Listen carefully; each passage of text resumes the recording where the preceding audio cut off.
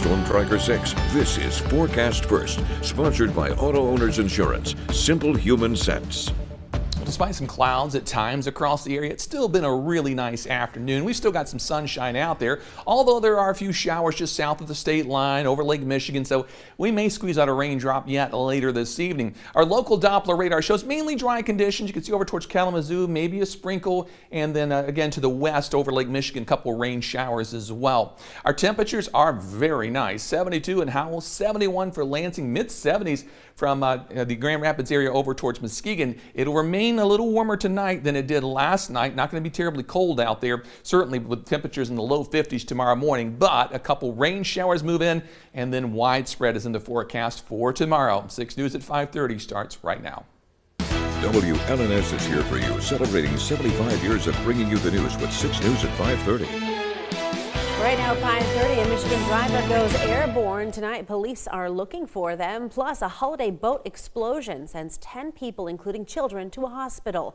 And a rare and royal diamond on its way to auction. How much you'll need to take it home. That and a lot more in the first 6 minutes. Thank you for joining us. I'm Siobhan Klepfer. Let's start that clock. And we begin just north of Holland, where a Consumers Energy coal-fired power plant was scheduled to shut down this Saturday until President Donald Trump ordered it to keep operating. The U.S. Energy Department issued an order for the plant to stay open. It expires on August 21st, and Consumers Energy says it will comply with the order until then. The shutdown is part of the utility's transition to cleaner energy.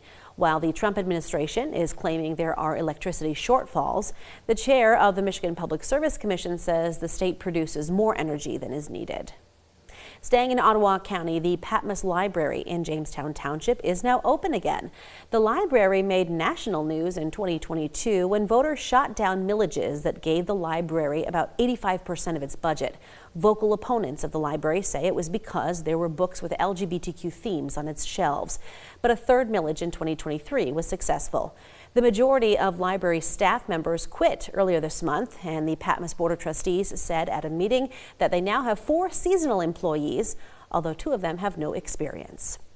In Newaygo County, the Sheriff's Department is looking for the driver of this car. They say that person went off the road into someone's driveway, went airborne, and then hit a power pole support line. It happened on Saturday. Afterwards, the driver got out, looked at the damage, and then took off. Widening things out, multiple agencies are investigating what led to a fiery boat explosion in Florida on Memorial Day that left several people injured. And we do want to warn some viewers, you may find this video disturbing. You can see the boat bursting into flames moments before the passengers on board were thrown into the water. The vessel was anchored at a popular sandbar in Fort Lauderdale that brings in crowds during the holiday weekends.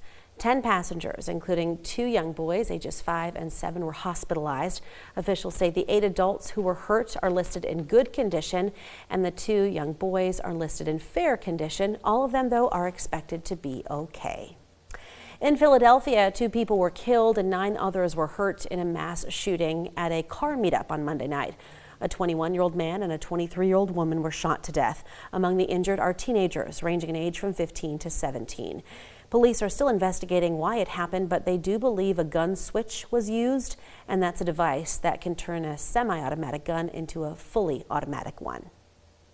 The search for the former police chief who escaped prison Sunday in Arkansas continues tonight. Officials have released pictures showing a disguise worn by Grant Hardin, who was convicted of murder and rape in 2017. They say it was a makeshift outfit meant to look like a law enforcement uniform. Hardin is considered extremely dangerous.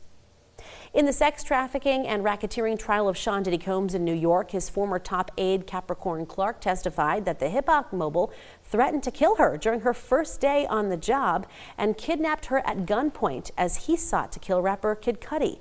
Combs pleaded not guilty to an indictment alleging he abused his longtime girlfriend, R&B singer Cassie, and others. If convicted, he could face 15 years to life in prison. Clark says Combs was angry that Kid Cudi was dating Cassie. Turning to international news, and we do want to warn you about some more disturbing video. Tonight, police in Liverpool, England are still investigating why a man drove into spectators at a soccer team's victory parade on Sunday. Dozens of people were injured, including children. Witnesses say the driver seemed to intentionally ram his minivan into people. The The crowd attacked the van before police got there and arrested the 53-year-old suspect. In Gaza today, Palestinians who are suffering from severe hunger got at least some relief from a food aid program set up by the United States and Israel. They flocked to sites where food was being given out, with the Gaza Humanitarian Foundation saying they handed out about 8,000 food boxes. That amounts to roughly 462,000 meals. Israel and the foundation say without evidence that Hamas tried to block civilians from reaching the aid distribution center. Hamas denies the accusation.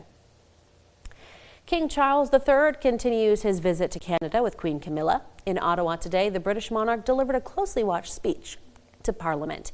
And as he spoke from the royal throne, King Charles offered a show of support to Canada following President Trump's threats to take over Canada and make it the 51st state. Today, Canada faces another critical moment. Democracy, pluralism, the rule of law, self-determination and freedom are values which Canadians hold dear and ones which the government is determined to protect. The King is the head of state in Canada, which is a member of the Commonwealth. In Australia, the youngest senator ever has just been elected. 21-year-old Charlotte Walker was declared the winner today, along with 5 other senators running for open seats. The Labour Party senator's 6-year term begins on July 1st. She says there's a lot of pressure, but she wants to show that young people, especially women, can achieve great things.